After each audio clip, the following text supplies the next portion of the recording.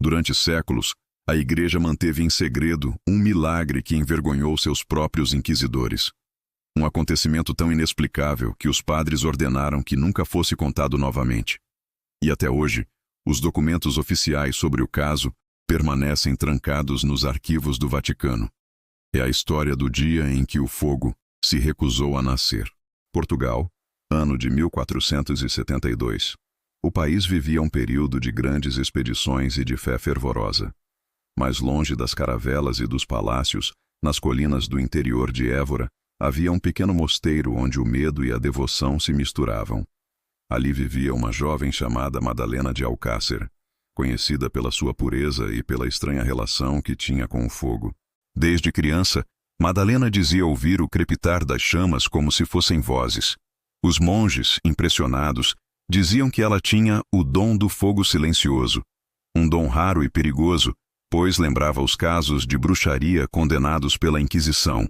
Mesmo assim, ela foi aceita como noviça, e por um tempo, tudo parecia tranquilo.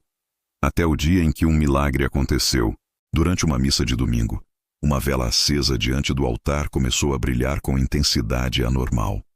A chama cresceu, formando o contorno de uma figura humana feita de luz. O povo se ajoelhou.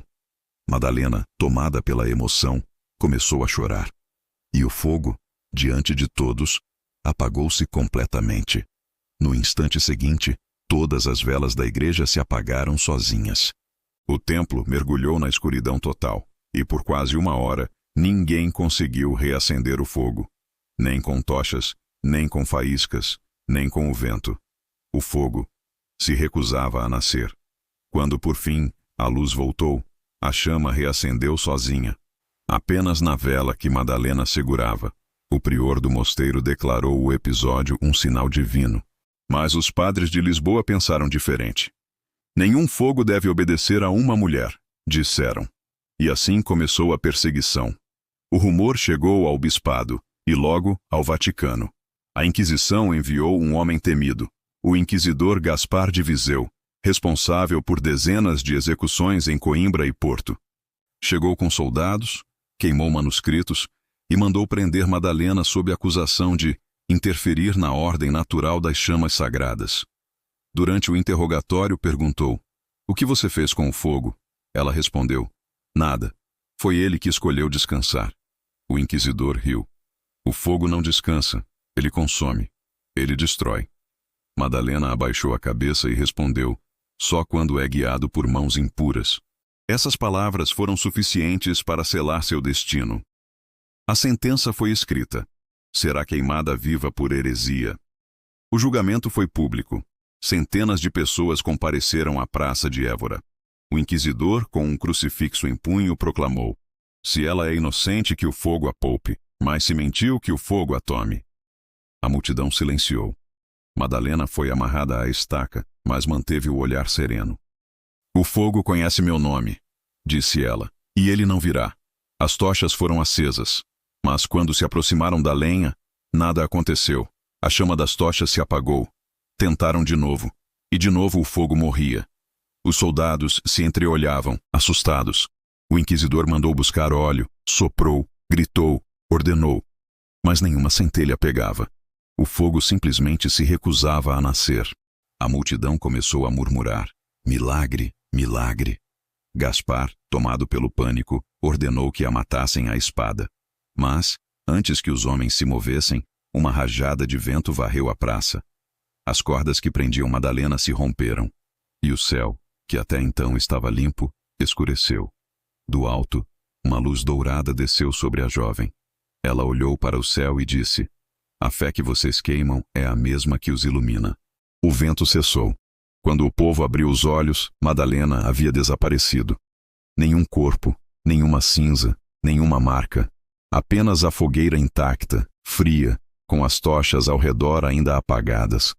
O inquisidor caiu de joelhos e gritou: "Isso é feitiçaria!" Mas o povo sabia. Não era bruxaria. Era algo que o poder da igreja não podia explicar. Naquela mesma noite, Gaspar de Viseu enlouqueceu. Dizem que vagava pelas ruas de Évora tentando acender uma vela, sem sucesso.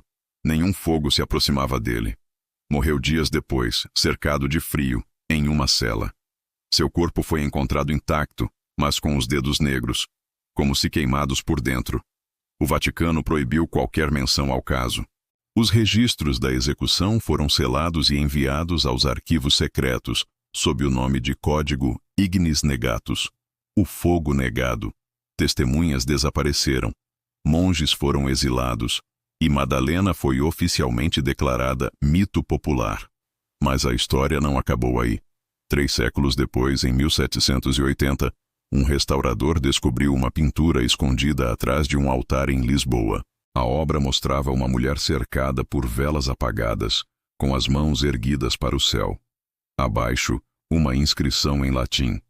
Quando o fogo se recusa, é porque o céu já falou. A pintura foi removida e nunca mais vista. Nos dias atuais, há quem diga que em certas igrejas antigas de Portugal, as velas simplesmente se apagam durante a missa, sempre na mesma hora, 11h23 da manhã. Padres afirmam ser corrente de ar. Mas os fiéis sussurram: é Madalena passando. E há um detalhe ainda mais estranho. Durante o século XIX, um padre chamado Antônio Lopes afirmou em seu diário que recebeu uma carta anônima com cinzas dentro e uma única frase: nem todo fogo nasce da terra.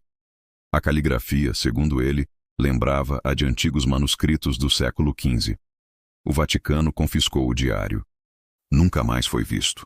Alguns estudiosos modernos tentaram explicar o fenômeno com teorias sobre magnetismo, umidade ou alucinação coletiva. Mas os camponeses da região ainda contam a mesma história há mais de 500 anos. O dia em que o fogo se recusou a nascer, e uma mulher provou que nem a Inquisição podia obrigar o divino a queimar o que é puro. E toda vez que uma vela apaga sozinha em Évora, uma prece antiga é murmurada em segredo.